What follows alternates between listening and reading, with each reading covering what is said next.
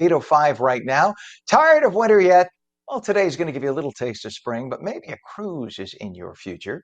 Eric, the travel guy Hastings, is an experienced Emmy Award-winning television personality who has hosted or produced thousands of travel videos since 2005, and he's only 24 years old. Eric's content speaks directly to those who can't afford to get their vacations wrong. He's laughing, I hear him. He's the host rather, and managing editor of the internationally syndicated TV series Beyond Your Backyard and his weekly podcast on travel. And he has lots of great travel tips on the website, Erik with a K, ericthetravelguy.com. And here he is now, ladies and gentlemen, Erik the Travel Guy Hastings with my best worst announcer voice. Erik, good morning, sir. Ken, I don't know who wrote that intro, but they did make the Christmas card list. So we don't have time for the segment, but that's okay. Hey, listen, sometimes some of us do the homework and actually look at the website. I'm just saying. So listen, Yes. how do we plan for a cruise? What's the best way to do that? I think certainly first-time cruisers, the cruise industry has the highest retention rate in all of travel. And what that means is when people cruise for the first time, I hear it time and time again, they come back. And why do they come back? Because they find out that cruising is not the only type of vacation to take, but especially if you're looking to explore a new destination, a cruise is a perfect way to learn about that particular region. And so, but again, once they start digging into it, they go, oh my gosh, there's so many cruises, there's so many ports, there's so many places, there's so many options, and they get a little overwhelmed, they get a little fatigued, but I've got it all handled for you, Ken. And I can't remember if you and I have talked about your personal cruise experience or not. So I don't know. Are you a fan of cruising, Ken, or no? I don't remember. I've never been on I would like to, but my husband will not get on a ship because when he was 12, his ship, the only ship he was ever on, sailed out in a tropical depression, and he was so violently ill for a week that he says that we'd get divorced. So I'm not allowed to go on a cruise with him. That's that. So if I go, you and I'll go. I was going to say, I guess you and I'll go. We'll bring some friends and have a nice time. We can take pictures. Well, I think that's one of the first questions that they ask a lot, am I going to get sick? Am I going to get the neurovirus? Am I going to get seasick? And the reality of it is, statistically speaking, the answer is no. But if you're looking to plan a cruise for the first time, I want you to ask some very fundamental questions and make some quick decisions that are going to point you in the right direction and begin to narrow down your search. And the first question is whether or not you're going to go on an ocean cruise or a rivet cruise. Now, if you're a first-time cruiser, I would suggest you start on the ocean and graduate into the river. I think most of my river cruise peeps out there would agree. Ocean's a great way to start. And I say that because there's more variety, there are more options. So river or ocean, that's the first thing. Next thing, let's talk about duration. You can go on a cruise for 2 nights. A lot of times we call those booze cruises. But here's what to remember. Or you could take a world cruise and be gone for 2 years. Here's what to remember with the duration. The shorter the duration, a lot of times the crowd is younger. Okay? So just remember, whatever that means to you, just remember it does matter who's on board with you. You really do want to find the right line and the duration can help you with that. And what I mean by that is if it's an older crowd or a younger crowd, somebody who they're more interested in nature or education or more interested in partying, whatever it is, there is a ship and there is a line for you, and the duration will help you with that. First-time cruisers, 5 days would be minimum for me. Now, sometimes that's 5 nights, 4 nights, depending, because that's going to give you a good idea of what it feels like on board. So those are the first 2 things that I would suggest, Ken, right off the bat. And then, of course, destination. Where are you going? So should one contact a travel advisor then who knows all the cruises and has heard back from all the clients as to, this was good or this one sucked or this one was packed or this one they were full of drunks, I mean, boy, yes, you could say sucked on a streaming channel. So, what's the best? Or do you just ask your friends or go to the Erik the Travel Guy Hastings website? What's the best way to do it? You're right. Again, much like travel, cruising is very personal. So again, what's right for you may not be what's right for someone else. Now, a cruise expert, a travel advisor, if you don't have one, ask around on Instagram or on Facebook. Ask your friends if they've got an advisor or what used to be called a travel agent who I would tell you specifically are experts in cruising. And you can get real specific with this is an expert in Caribbean cruising. This is an expert in family cruising, Mediterranean, Alaska, Hawaii. Those are the big cruise destinations worldwide. And yeah, when you solicit help from that entity, and if you don't have an agent, go to ASTA.com, the American Society of Travel Advisors. A travel advisor those services will be free to you or very close to free. And they make their money on the other side, and they will guide you to the right ship for you based on your criteria. How long do you want to be gone? Where do you want to go? Whether or not are you bringing the whole family or is it a couples thing? Do you ever have to worry about a travel advisor representing a certain cruise line or getting a certain commission from a cruise line so that they'll advise you to go and point you in the direction of a certain cruise line over others? Does that ever happen?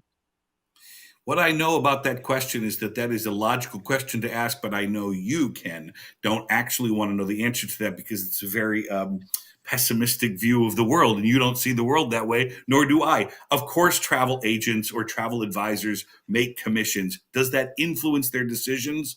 I suppose, but you can go ahead and just ask them. I've said to agents before, I could go to A or B. I like A or B. What do you like? And by the way, what are you making more commission on? I've said that to agents before or advisors because why not? If it's all the same to me. But remember, agents want you, advisors want clients for life, right? They want you to have a good time. They want you to enjoy yourself. They want you to come back and use their services again. So they have a vested interest in making sure, you have a wonderful time. That makes sense. I never thought about it that way. Just No, I that's don't almost the same totally agree with argument you. as this is why you get paid the big bucks. It's the same argument as when somebody's nervous to get on a plane, you say, well, the pilot wants to get there safely, just like you do. So it's just trust the Yeah. pilot. Uh, Yeah, they absolutely. want you. And I They think want that, you back. well, I'm So glad you yeah, mentioned go that ahead. too, because again, I don't know how much time we have, but number one, I always tell people, remember, Port of Miami is the largest cruise port in the world, right? It's the busiest cruise. So you've got Miami, Fort Lauderdale, Everglades, Tampa. You can cruise out of New York. You can cruise out of New Orleans. Wherever you're cruising from, if you don't live in that town, please arrive the night before. And yes, you're going to have a safe flight. Yes, the pilot wants to get there too. But that brings up an excellent point, which is on the cruise, safety and security and the health of the passengers is something they take seriously. And I don't mean to turn the interview here and make it a thing, but they're not kidding around when they say we want you to attend the safety demonstration. We want you to understand what's going on. The likelihood of being involved in an event is so remote, but if there is something that happens out of the ordinary, they are prepared for it. And that especially is true when you get a few thousand people together. You're going to have illness. You're going to have, somebody, 10 people are going to get sick. It happens from time to time. So you wash your hands, you take your precautions, and they take it seriously as well.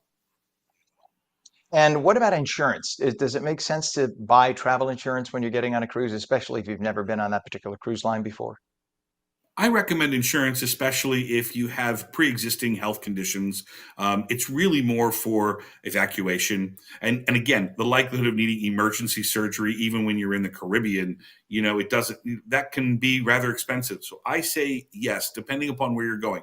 The further you are from home, wait, is it farther or further, Kent? Oh my gosh, I always get tripped up by that. The farther you Farther. are from home, we can farther. The farther we are, we can discuss it further. But the farther you are from your home, I suggest insurance. Absolutely, And it's that's, not by the way, expensive that's for the a rule, right? By the way, if it's actual distance, it's farther. If it's meaning I want to extend something in terms of diction, then it's further. That's how I was taught. So thank you further. for bringing that. Now we had addiction. So we've had theology this morning on the show, diction. See what you learn here? Um, Mom would if be you were very proud. to, well, either that or very embarrassed, probably the second. How does one select the best cruise value and avoid a cruise nightmare, like we mentioned earlier, an overly packed ship? So you're saying the first thing to do is look for the longer durations, But if I'm, say, for instance, I like to, and I know I sound like an old curmudgeon. I don't want to be surrounded by 500 kids when I go on a cruise. I want quiet.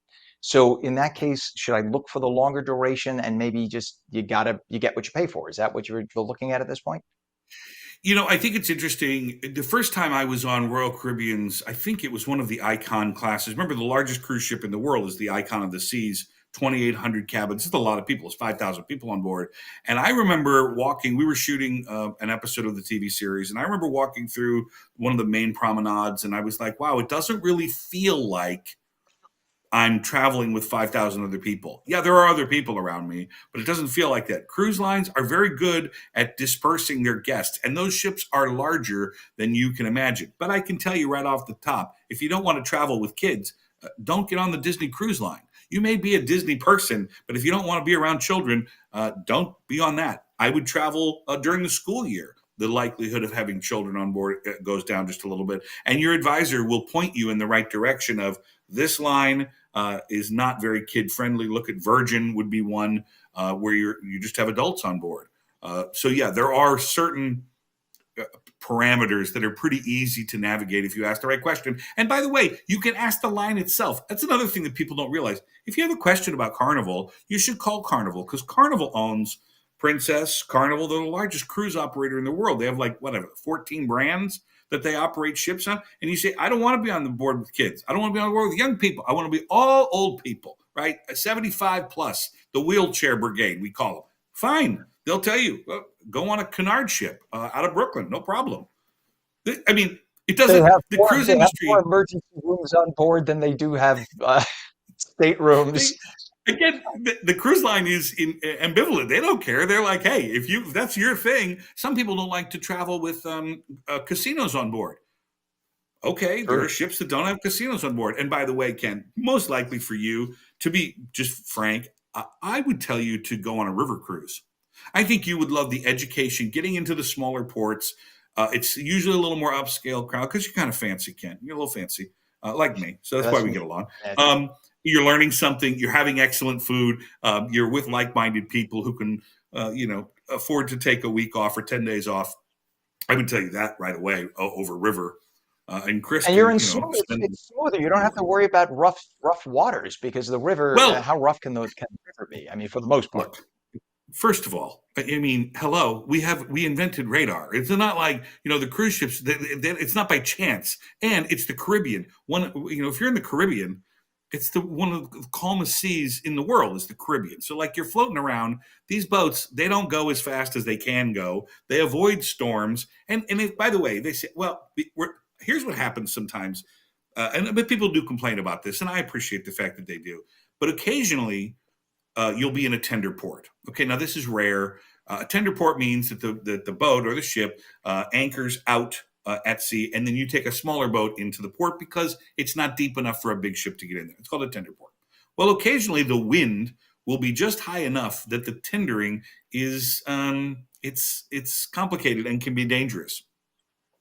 And dangerous meaning not just the going there, but it's the getting on and off the tender boat that usually poses the biggest danger. So they avoid that port and they go somewhere else. And that happens. But there's so many options in the Caribbean. You may not go to this port, but you'll go to that port that day. So it happens from time to time. Again, safety is a big thing to them.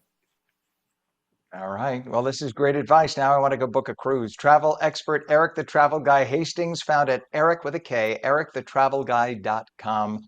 Thank you so much for joining us this morning, my friend. We'll check in with you again next week. Thank you, my friend.